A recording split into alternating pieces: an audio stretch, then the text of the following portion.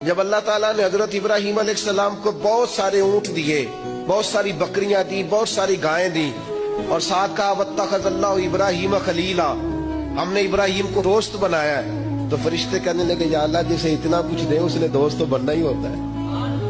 فرمایا جاؤ جا کے میرے ابراہیم کا امتحان کر لو۔ فرشتہ آ گیا اور آ کے اس نے کیا وہ بیٹھ گیا، بڑی بڑی فصل تھی اس کے بیچ، اور بیٹھ کے اس نے تسبیح پڑھنی شروع کر دی، سبحان اللہ والحمدللہ لا الہ الا اللہ واللہ اکبر، اللہ کا ذکر شروع کر دیا۔ حضرت ابراہیم علیہ السلام دوڑے جا رہے، کہاں؟ وہ کوئی میرے رب کی یاد کر رہا ہے، کوئی اس کی پاکیزگی، تسبیح، تحلیل، تکبیر بیان کر رہا ہے۔ اللہ کے خلیل کھڑے ہو گئے، فرشتہ تھا انسانی شکل میں، چپ کر گیا۔ فرمایا یار ایک دفعہ پھر نہیں ذکر کرتا میرے رب؟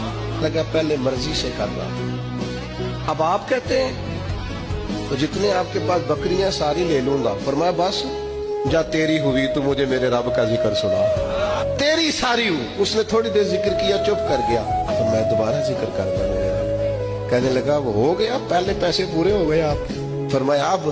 کہنے لگا جتنی گائے بھینسیں آپ کے پاس ہیں ساری لوں گا۔ فرمایا تیری ہوئی۔